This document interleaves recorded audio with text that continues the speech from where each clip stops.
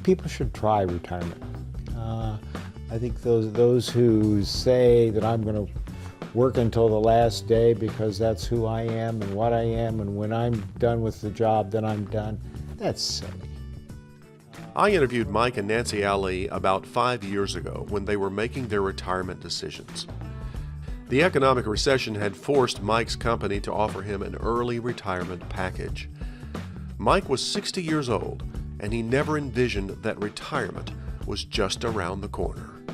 I've been thinking about retirement, but it was in that future. It was around that age, and my vision was at that age I will be retired. And a lot of the emotional planning had not been done.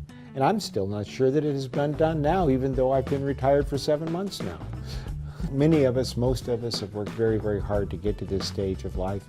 I am fortunate to be out in that retirement world 6 years before I had planned to be. So this is going to be 6 years of life, really of our own making, that is less dictated by others. So in a way, it's like a gift that's been given to me.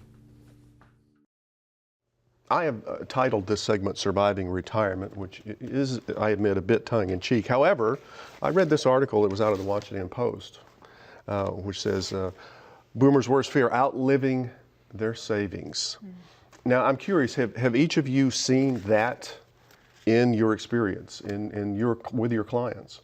That's precisely the question that they usually walk into the office to ask. And most people have that anxiety either in the back of their minds or in the front of their minds, but it's out there at some point. And what I encourage, what we try and do is help them go through the exercise to find out. And most people have never done the math, and it's just math. Are you seeing people come in your door, employees? Yes, and when they start talking about contemplating retirement, their first worry is, will they have enough money and will they have good health insurance? Two big worries. Let me switch over to finances. Now, I guess there are three elements that go into retirement: our health, our finances, and the emotional side of things. So let's talk about finances, because that's probably the first thing that people think of when they think of retirement, is, do I have enough money, as you said? Well, how do you know you have enough money? Is there a formula that one can apply? There's an exercise you can go through, and the variables are what you want to live on, and that standard of living that you want to maintain, and you have to adjust that over decades with cost of living adjustments to compensate for inflation. Then there's the capital base you have and the amount you're willing to save. There's the age at which you want to be independent, and there's the risk you take. Those are really the only variables. And if you're willing to give on one, you might have to, and hardwire some of the others. That's fine, but you've got to decide which is the most important. Well, so you have a nest egg. Is there a formula for the amount you should withdraw from that nest egg on a yearly basis and maintain it throughout your life? An interesting question. There have been a lot of rules of thumb that have been used over the years, and that some people have used a 4.5% distribution rate. Yeah. The problem with that is that rate was determined when most people had a 60-40 split, 60% stocks, 40% bonds, and that 40% in bonds was yielding 5 or 6%. Well, right now it's not. So you've really got to be careful about those very quick and dirty calculations. But after that, you have also got to be willing to adjust. For clients that went through the 07, 08, 09 financial meltdown, people felt somehow victims, like, oh, this is terrible, why is this happening right when I retire? And I have to say again, the capital markets really didn't care when you retired, but you do have some choice. You have the choice to say, this year I may not take a vacation, so I don't have to draw down as much from that portfolio. It can make a huge difference if you're not so fixated on a percentage or a formula, because you really do have to roll with the punches in retirement. And since retirements can last 30 to 35 years, that's a lot of open field running. Let's talk about that length of retirement. I'd like to hear both of you talk about that, because what role is the longevity revolution having in this retirement picture? How is it complicating this picture? I think that most people used to think that their retirement was a time to spend with their extended family and to travel. But if your retirement ends up being a 30-year retirement, you really have to figure out what's going to be meaningful for you for a 30-year period, which is a long period of time. It's a long time. That's almost as much as one's work life. Right.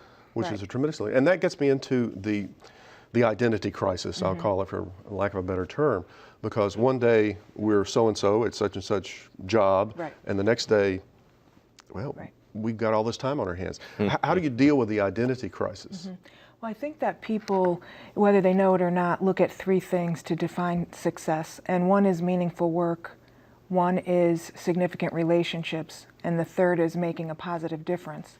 So for people who all three of those things fall into meaningful work, so if they're successful and they have good relationships, good work, and they have positive impact in their work, and their work ends, they're lost because that was their identity. So people really needs to start to define success in all three of those areas, because once work ends, they'll still have significant relationships. They'll still be able to make a positive difference in people's lives outside of their work life. So people have to kind of diversify their portfolio in life in addition to their finances. Yeah. Do both of you see a difference between men and women in retirement? And what is it? On the financial side of things, do you see a difference? I think in the traditional, where the man goes out in the world and earns a living and the woman takes care of the home and rears the children and all of that, there's a huge difference, because when that breadwinner is not earning that paycheck every day, there's a real psychological crisis that can go on there. Do you see a difference on the emotional side between men and women? Absolutely. I think that women are more used to diversifying their career, and maybe not working as much to accommodate family needs or to problem solve around family needs. So they do other things to compensate. And so when it's time for retirement, they may have more relationships, they may have more networking opportunities, they may have developed other hobbies, and they can continue on with those in retirement. So sometimes men end work and they're not quite sure what to do with themselves unless they've had those relationships or those hobbies prior to retirement. So there's definitely is a difference with how women and men may use their time after retirement and be prepared for that. Well, how should one use that time? Because we're going to have a lot of time on our hands in retirement. What should we fill it with? I think at this point, you're allowed to fill it with what you enjoy, right? And so if you enjoy church work, if you enjoy volunteering at your local hospital or animal shelter, I think you need to start preparing ahead of time. What is it that I enjoy, and how can I do that in my retirement? Do I want to travel? Have some of these exciting conversations.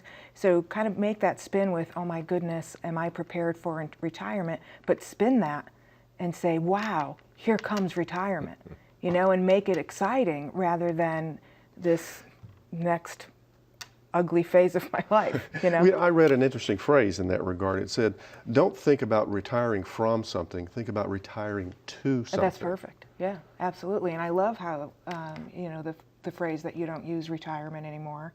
You use it as a financial independence. It's choices. Choices, right. It's another great choice to make. The other thing to remember, though, is that when you're working, what are you not doing? Well, you're not spending as much money. So when you're doing the mathematics, what we find is a lot of people think, oh, I'll be spending less money once I'm retired. We find just the opposite, at least for, potentially up to a decade or longer. People are spending a good bit more money than they were spending when they were working. And you need to factor that in on the front end, because most people don't want to have to go back to work at some point during that time. I want to touch on Social Security quickly, because that is the only benefit you can outlive. Right. What role should Social Security play in your nest egg? Well, it's a good core holding. You can't outlive it. It will adjust for inflation. There are concerns going forward that it might be needs tested at some point. It will be there. It will be there for everyone. It may be reduced for those who have saved more and invested more over the years, but it's a significant core holding, and one that most people really have to have. Is it What percentage of one's retirement nest egg should it represent? Is there a number you can put There on? isn't a number, because once again, you've got to calculate that. How much money do I want to spend during these years? And if Social Security covers that number, then you're golden. Let's close out with what factors go together to make a successful retirement? I think in addition to financial planning, it's emotional planning.